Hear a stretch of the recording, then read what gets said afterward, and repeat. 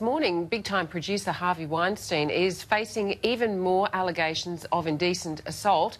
At least 25 women have publicly described inappropriate conduct by the disgraced studio boss. Lauren Sivan, who describes an incredibly unseemly experience in a restaurant vestibule with Mr. Weinstein, where he suggested they become intimate. She declined, and he proceeded to pleasure himself right in front of her.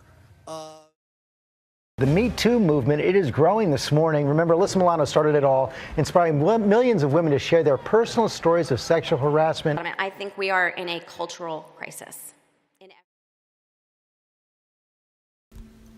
At least 25 women have come forward and accused Harvey Weinstein of sexual assault or harassment. What a terribly high number. It is disgusting that men think of women as sexual objects as opposed to intellectual beings.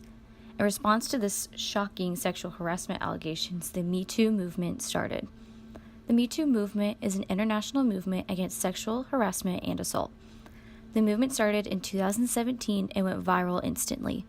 The phrase became popular when actress Alyssa Milano encouraged women to tweet about their Me Too moment. Women have taken back possession of their bodies through this movement, just like American poet Lucille Clifton did through her poetry. Lucille Clifton was born in New York on June 27, 1936. Her first book of poems was published in 1969 and was rated one of the best books of the year by the New York Times. She published many other books after that and won multiple awards for her work. She died after a long battle with cancer in 2010. Wishes for Sons by Lucille Clifton. I wish them cramps. I wish them a strange town and the last tampon. I wish them no 7-Eleven. I wish them 1 week early and wearing a white skirt. I wish them 1 week late. Later, I wish them hot flashes and clots like you wouldn't believe. Let the flashes come when they meet someone special. Let the clots come when they want to. Let them think they have accepted arrogance in the universe, then bring them to gynecologists not unlike themselves. In this poem, the narrator is portraying what it is like to be a woman, especially what it is like to have a period. The speaker in this poem wants their sons to grow up and really appreciate all that women go through. Men will never experience what women go through with childbirth, or periods, or menopause, but perhaps they can get a better understanding. This poem relates to the Me Too movement because it shows that men will never fully understand what it is like to be a woman. If men do not appreciate women, there would be more cases like Harvey Weinstein who think of women as a leverage for power or a sexual object. Homage to My Hips by Lucille Clifton. These hips are big hips. They need space to move around in. They don't fit into little petty places. These hips are free hips. They don't like to be held back.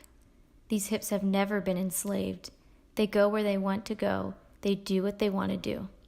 These hips are mighty hips. These hips are magic hips. I have known them to put a spell on a man and spin him like a top. This poem describes the female body in a very positive light. The narrator is celebrating her hips and appreciating them. It was very important during the time in which this poem was written that women took possession over their bodies in order to gain political and social equality. In this poem, the author is doing just that, taking control of their own body. Today, with the Me Too movement, women are again having to take control of their bodies because if they do not, others will try to, like Harvey Weinstein.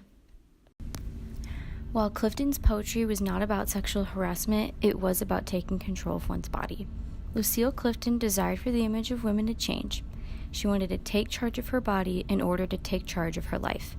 Today, women are still doing the same thing. Reese Witherspoon, for example, is an advocate for women's rights and has also been a part of the Me Too campaign.